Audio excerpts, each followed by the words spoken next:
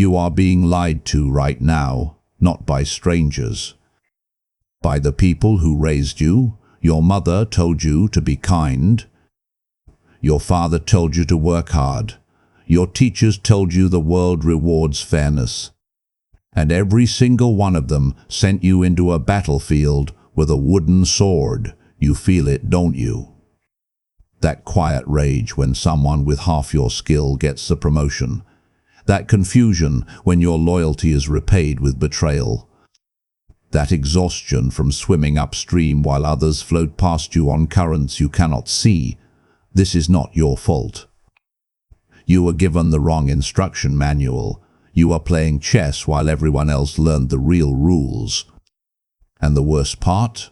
The people who crippled you did it because they loved you. They protected you from a truth that would have made you dangerous. Niccolò Machiavelli wrote 500 years ago that the world belongs to those who understand power, not those who deserve it. Today we are going to perform surgery on the software running in your mind. I am going to show you 7 laws that were deliberately hidden from you. But I must warn you, once you see the game clearly, you cannot unsee it. And you will never forgive yourself for playing blind this long. Imagine a man pulling a stone block up a hill. He sweats. He bleeds. He collapses at the summit. Then he watches as another man drives past him in a machine he built in half the time. Your father told you the first man has character. Machiavelli would tell you the first man is a fool. Your brain was engineered in a world where visible effort signaled commitment to the tribe. Sweat was social currency, but we no longer live in tribes. We live in systems that measure output, not input, and here is the trap. You have been conditioned to worship the struggle itself. You call it work ethic. The powerful call it the labor illusion. Here is the scenario. You spend 60 hours a week perfecting a report. Your colleague spends 6 hours networking with the decision maker. You present data, he presents relationship. You get praise, he gets promoted. Why? Because outcomes are the only currency. Effort is invisible. Results are undeniable. The wrong response is doubling down on effort, working harder, staying later, proving your dedication. This is the response of someone still playing by childhood rules. The right response is ruthless efficiency. You ask one question before every task. Does this move the needle, or does this make me feel virtuous? If it is the second, you eliminate it. Machiavelli wrote that the prince must appear virtuous, but act with cold practicality. Translation: stop performing labor for an audience that does not reward it. Solve the highest leverage problem in the shortest time. Build systems that multiply your effort while others manually push stones. This is the merit illusion. You must kill the part of you that needs to earn love through suffering. Shift your focus from how hard you work to how impossible you are to ignore. Picture a king who pardons the first traitor, then the second, then the third. By the time he executes the fourth, it is too late. The kingdom remembers his mercy, not his justice. They no longer fear his sword. They test his boundaries until he has none left. Your kindness without enforcement is just weakness waiting to be exploited. Your nervous system was built for small groups, where forgiveness maintains social bonds. But forgiveness in a tribe of 30 is suicide in a system of 7 billion. Every time you absorb disrespect to keep the peace, you train people that violating you is cost-free. This is why good people get destroyed. They mistake tolerance for virtue. Here is the scenario. A co-worker takes credit for your work. You say nothing because you do not want to cause drama. It happens again. You let it slide because you are professional. By the third time, stealing from you is now the expected behavior. You created this. The wrong response is gradual escalation, warnings, conversations, giving chances. This teaches people they get 3 free violations before consequences arrive. The right response is what Machiavelli called controlled cruelty. One severe, disproportionate boundary the first time, you do not raise your voice. You do not explain, you simply make the cost of crossing you so high that no one tests it again. When Cesare Borgia took Romagna, he installed a brutal governor to restore order. Once order was achieved, he executed the governor publicly. The people feared power, then they loved the prince for removing what they feared. This is the calculus. Swift severity creates lasting peace. Prolonged mercy creates endless war. This is the cruelty calculus. You must wound once and deeply, or you will bleed from 1,000 shallow cuts for the rest of your life. Wolves do not show their throats. Kings do not weep in public.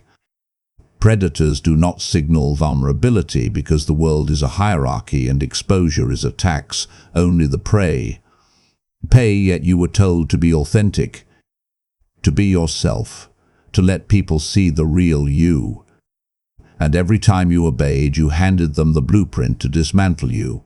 Your brain releases dopamine when you connect authentically, because 10,000 years ago, vulnerability signaled trust within your tribe. But you do not live in a tribe.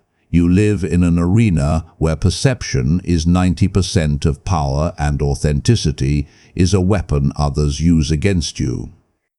Here is the scenario. You share your struggles with a colleague. You think it builds rapport. 3 months later, you are passed over for leadership because they remember you as the person who doubted themselves. They do not see growth. They see the wound you showed them. This is the cost of authenticity. The wrong response is radical transparency. Believing that honesty equals integrity. This is the response of someone who thinks the world operates on fairness. The right response is reputation architecture. You curate what people see. You show strength in public. You show doubt only to those who have earned access to your interior. And you never ever give the crowd ammunition. Machiavelli wrote that it is better to appear virtuous than to be virtuous. Why? Because people judge the mask, not the man. They interact with symbols, not souls. When you walk into a room, they respond to the avatar you construct, not the identity you protect. This means your reputation is not a reflection of who you are. It is a tool you build for strategic advantage. This is the appearance engine. You must engineer the perception others hold of you, or they will engineer it for you. And they will not design it in your favor. There is a poison disguised as generosity. You help someone. You save them. You give freely. And in return, they resent you. Why? Because gratitude is a debt, and debt makes people feel small. The more you give, the more they need to believe you are not as valuable as you seem. This is the psychology of resentment, and it destroys every relationship built on one-sided giving. Your oxytocin system bonds you to people you help.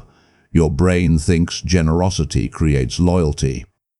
But loyalty is not chemistry, it is calculation. People protect what they need, not what they appreciate. Gratitude decays. Necessity lasts. Here is the scenario. You mentor someone, you open doors, you invest your time. Once they no longer need you, they ghost you. Or worse, they rewrite history to minimize your role. Why? Because admitting they needed you makes them feel weak. This is human nature. Dependency is humiliating. Gratitude is exhausting. The wrong response is helping more, giving more value. proving your worth. This is the response of someone addicted to being needed. The right response is the necessity principle. You do not make yourself helpful. You make yourself irreplaceable. You own a skill, a resource, a relationship that collapses without you. You become the keystone. Machiavelli wrote that the prince must make himself necessary to the state. Translation: position yourself so that removing you creates more pain than keeping you. People do not protect those they like.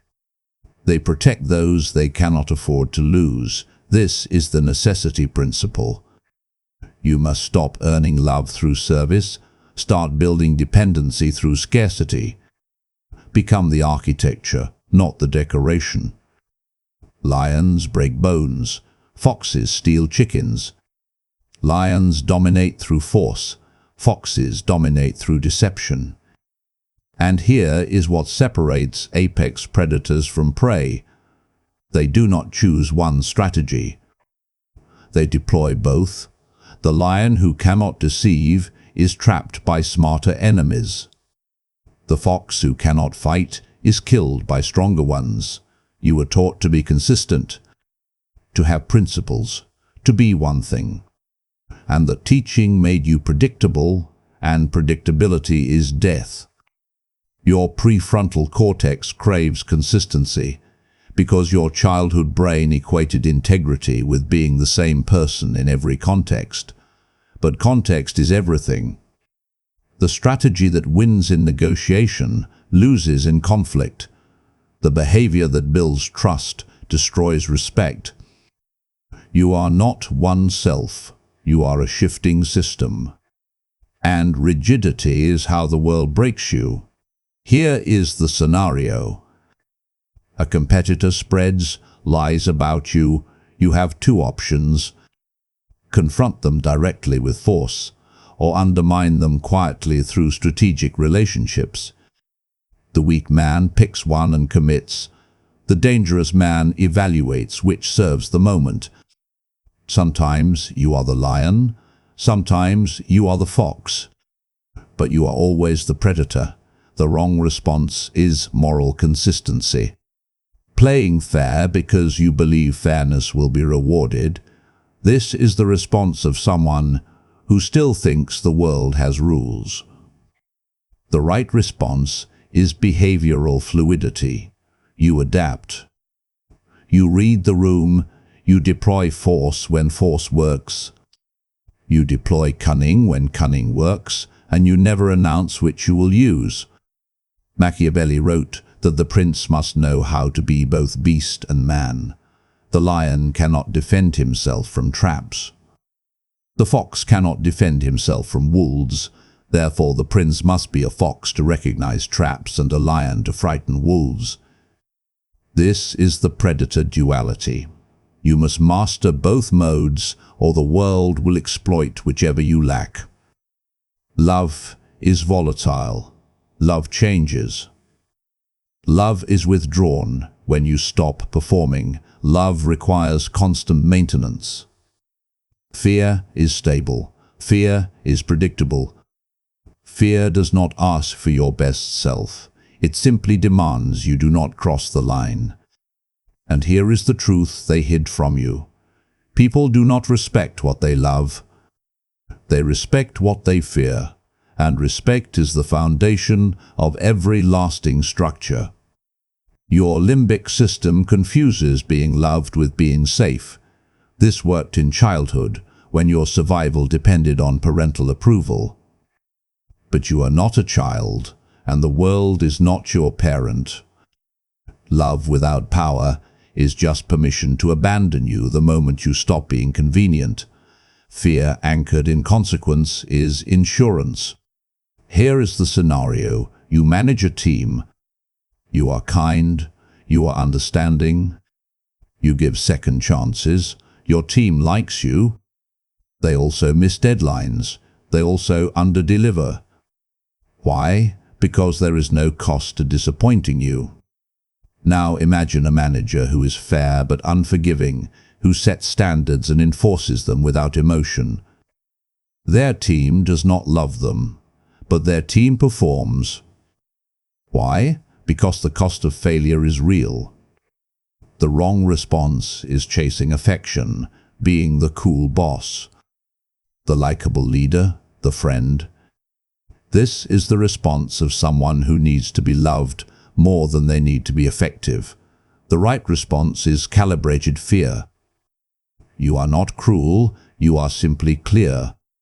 You set expectations, you enforce them absolutely, and you do not negotiate with those who test you. Machiavelli wrote that it is better to be feared than loved if you cannot be both. Why? Because love is given. Fear is earned, and when circumstances change, love evaporates. But fear remains. People protect their own survival. They protect what punishes them for failing to protect it. This is the fear architecture.